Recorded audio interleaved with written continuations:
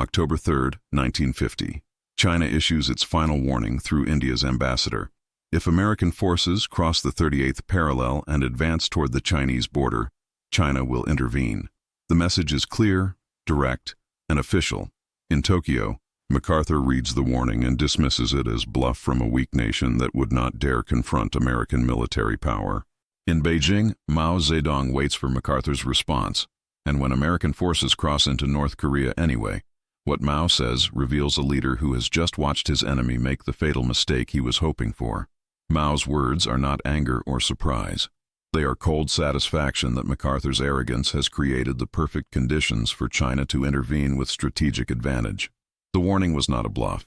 It was a final chance MacArthur threw away, and what Mao says when that chance is rejected will unleash 300,000 Chinese soldiers who will shatter MacArthur's confidence and change the war forever. Subscribe for more MacArthur stories and help us reach 500 subscribers. The warning China issues on October 3, 1950 is not subtle or ambiguous. Chinese Premier Zhou Enlai summons Indian Ambassador K.M. Panikar to a midnight meeting and delivers clear message. China cannot tolerate American forces approaching the Yalu River, and if United Nations forces cross the 38th parallel, China will be forced to intervene. The message is transmitted immediately to Washington and to MacArthur's headquarters in Tokyo. This is official diplomatic communication from Chinese government, not propaganda or unofficial threat. China is telling America exactly what will trigger Chinese intervention, giving America clear choice to avoid widening the war. MacArthur's response to the Chinese warning reveals his fundamental misunderstanding of the situation. He dismisses the warning as desperate bluff by weak nation trying to prevent inevitable defeat of North Korea. MacArthur's intelligence assessments tell him that China lacks the military capability to intervene effectively against American forces. His strategic analysis concludes that China would not risk war with America because Chinese leaders must recognize that American air power and nuclear weapons would make intervention suicidal. MacArthur interprets the warning as evidence that China is afraid, not as genuine statement of intent that should be taken seriously. What makes MacArthur's dismissal of the warning particularly significant is that similar warnings have been coming from China for weeks through multiple channels. Chinese newspapers have been publishing articles warning that China will not tolerate American forces on its border. Chinese officials have been making statements through diplomatic channels emphasizing China's security concerns. Chinese military movements near the Korean border have been detected, though MacArthur's intelligence dismisses them as defensive preparations rather than offensive buildup. Every indicator suggests that China is serious about intervening if American forces approach the Yalu River, but MacArthur interprets all of this as psychological warfare, designed to prevent him from achieving complete victory in Korea. The reaction in Washington to China's warning is more cautious than MacArthur's dismissal. President Truman and his advisors are concerned about Chinese intervention and want to avoid actions that might provoke it. But they also trust MacArthur's assessment that China is bluffing and that the strategic opportunity to unify Korea under democratic control is too valuable to pass up because of threats that probably will not materialize. The decision to authorize crossing the 38th parallel and advancing toward the Yalu River is made with awareness of Chinese warnings, but with confidence that MacArthur's judgment about Chinese intentions is correct. This confidence will prove catastrophically misplaced. In Beijing, Mao Zedong and Chinese leadership watch to see whether America will heed the warning. Mao has been debating with his advisors for weeks about whether Chinese intervention is necessary and feasible. Many of his military commanders argue that China is too weak, too exhausted from civil war, and too lacking in modern equipment to fight American military power successfully. But Mao's strategic assessment is different. He believes that American forces approaching the Yalu River creates existential threat to Chinese security that cannot be tolerated regardless of military risks. The warning China issues on October 3rd is Mao's final attempt to avoid war by making clear that American advance will trigger intervention. When American forces cross the 38th parallel anyway, Mao knows that China must act. What he says to his commanders is that MacArthur has made the decision for them by ignoring the warning and creating the crisis that makes intervention necessary. When MacArthur's forces cross the 38th parallel and begin advancing north on October 7th, just 4 days after China's final warning, Mao Zedong's reaction is not panic or fear, but cold satisfaction that his strategic assessment has been validated. Mao had predicted that MacArthur's arrogance and his certainty about American military superiority would make him discount Chinese warnings and push forward regardless of risks. MacArthur's decision to ignore the warning and advance toward the Yalu River confirms everything Mao believed about American strategic thinking and creates the conditions that make Chinese intervention both necessary and potentially successful. What Mao says to his military commanders when he learns that American forces have crossed the 38th parallel reveals his strategic calculation. He tells them that MacArthur has given China the justification it needs to intervene. By ignoring clear warning and advancing toward Chinese border, MacArthur has made Chinese intervention appear defensive rather than aggressive. World opinion, including opinion in countries allied with America, will be more sympathetic to China if intervention is framed as response to American provocation rather than as unprovoked attack. MacArthur's disregard for Chinese warnings makes China's case stronger in diplomatic arena, while military situation favors Chinese intervention. Mao's satisfaction extends to tactical considerations as well. MacArthur's confidence that China will not intervene means American forces are advancing rapidly without adequate preparation for potential Chinese attack. Intelligence suggests that MacArthur is splitting his forces into separated columns, prioritizing speed over security, because he believes resistance is collapsing and the war is nearly won. Mao recognizes that this overextension creates vulnerability that Chinese forces can exploit. American units racing north with minimal defensive preparations, confident that they face no serious threat, will be vulnerable to surprise attack by Chinese forces that have been infiltrating into North Korea undetected for weeks. What Mao tells his commanders about timing reveals sophisticated understanding of when intervention will be most effective. He argues that the moment to strike is not when American forces first cross the 38th parallel, but when they are deep into North Korea, extended and vulnerable, confident that Chinese intervention is not coming. Chinese forces should allow American advance to continue for several weeks, waiting until MacArthur is fully committed and convinced that Chinese warnings were empty threats. Then, when American forces are overextended and unprepared, Chinese forces will attack with overwhelming numbers at multiple points, creating maximum shock and confusion. Mao is not just planning military operation, he is planning psychological blow that will shatter MacArthur's confidence and American assumption of easy victory. The decision to allow American forces to advance deep into North Korea before attacking requires discipline and patience that Mao must impose on commanders who want to engage immediately. Some Chinese military leaders argue that attacking sooner, when American forces are closer to the 38th parallel, would be safer because it would limit American penetration into North Korea. But Mao overrules these concerns.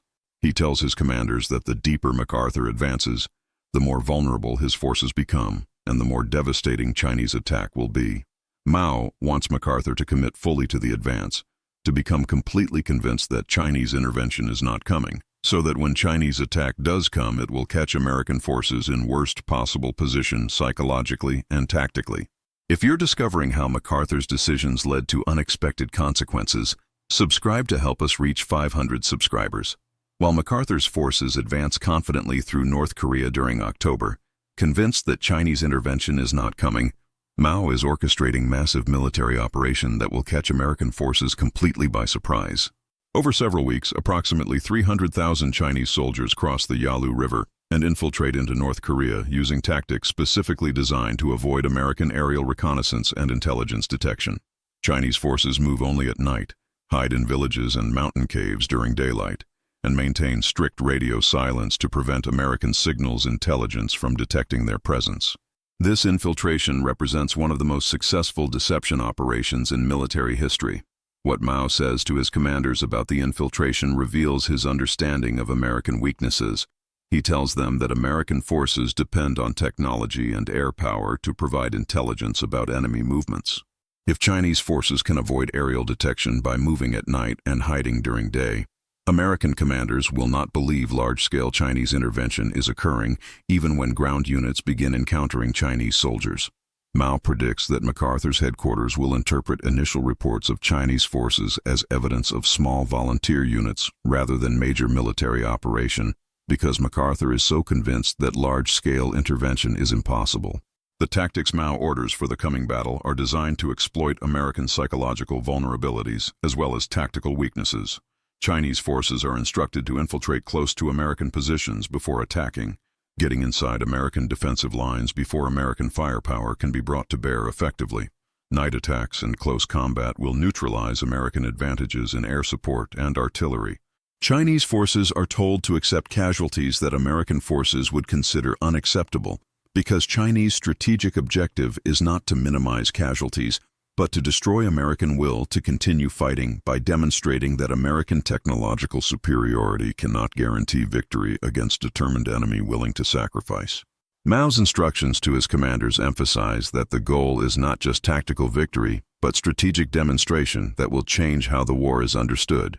He tells them that the first battles must be overwhelming victories that shatter American confidence and force MacArthur to recognize that Chinese intervention is not small-scale or easily defeated.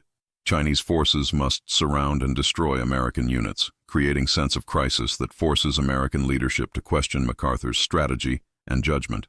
The psychological impact of sudden reversal from confident advance to desperate retreat will matter as much as the tactical victories, and Mao wants his commanders to understand that they are not just fighting military campaign, but are executing strategic operation designed to change fundamental dynamics of the war.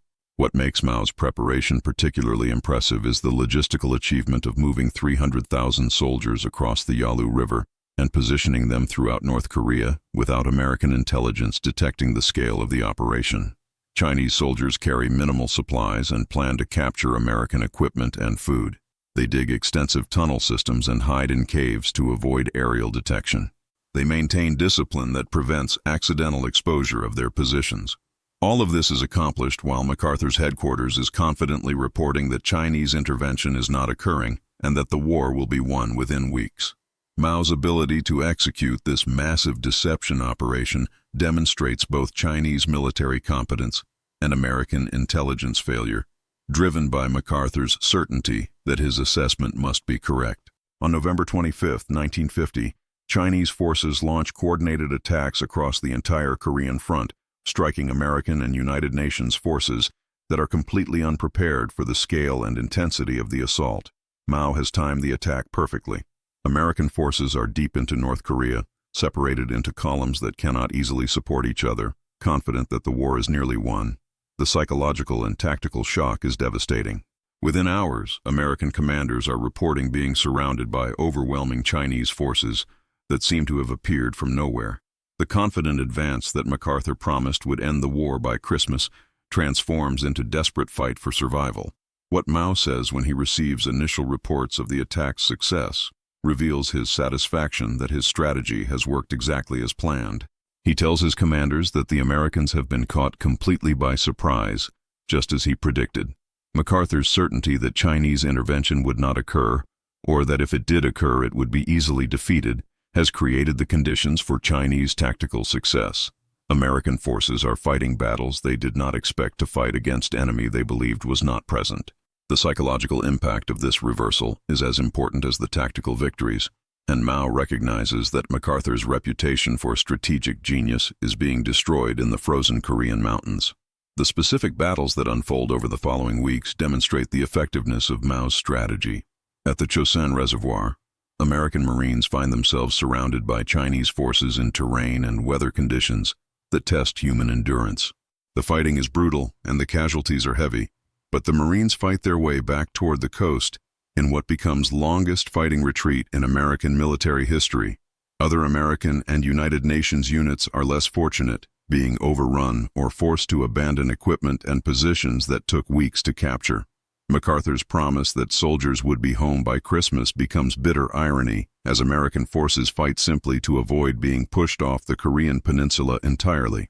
Mao watches these developments with strategic satisfaction, but also with awareness that Chinese casualties are enormous.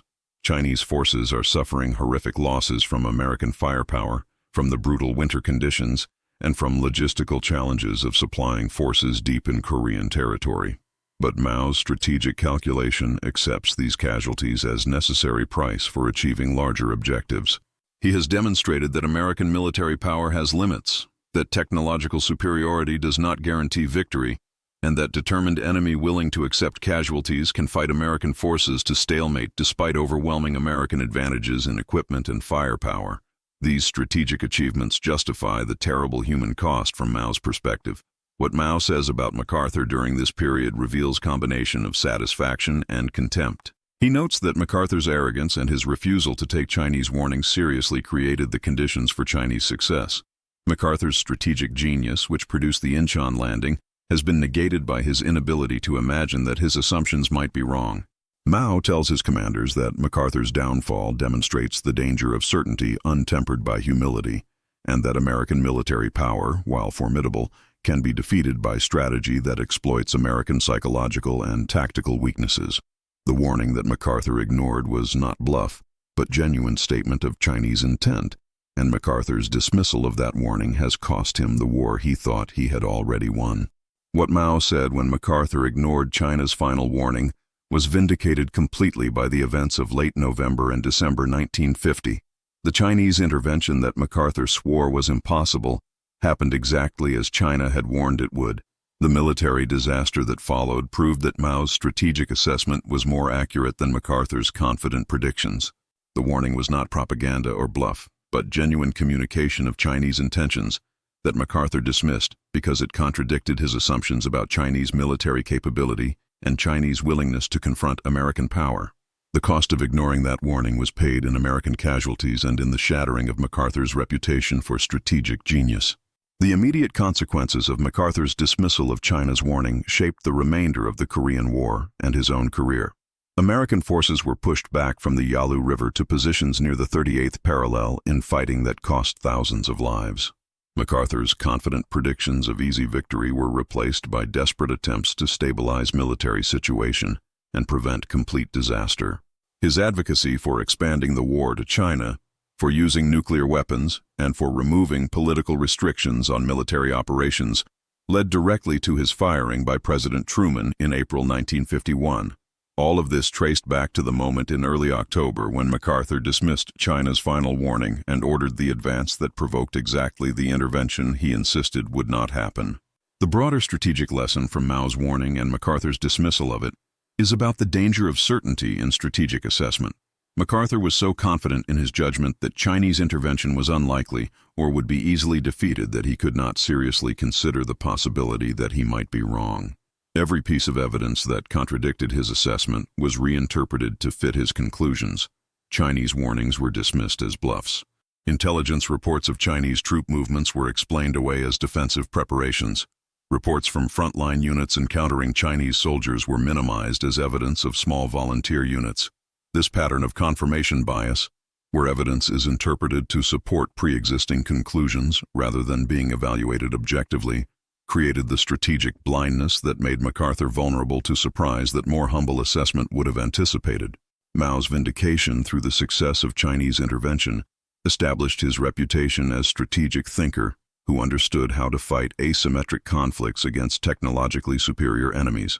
The principles he demonstrated in Korea, accepting casualties to achieve strategic objectives, exploiting enemy psychological weaknesses, using terrain and timing to neutralize enemy advantages, became model for revolutionary warfare that influenced communist strategy throughout the Cold War. Vietnam, where similar principles were applied against American forces with similar results, demonstrated that the lessons Mao proved in Korea had broader applicability than just the specific circumstances of the Korean War. What makes the story of Mao's warning and MacArthur's dismissal of it enduringly relevant is that it illustrates a recurring pattern in military history. Powerful nations led by confident commanders often dismiss warnings from weaker adversaries as bluffs or propaganda.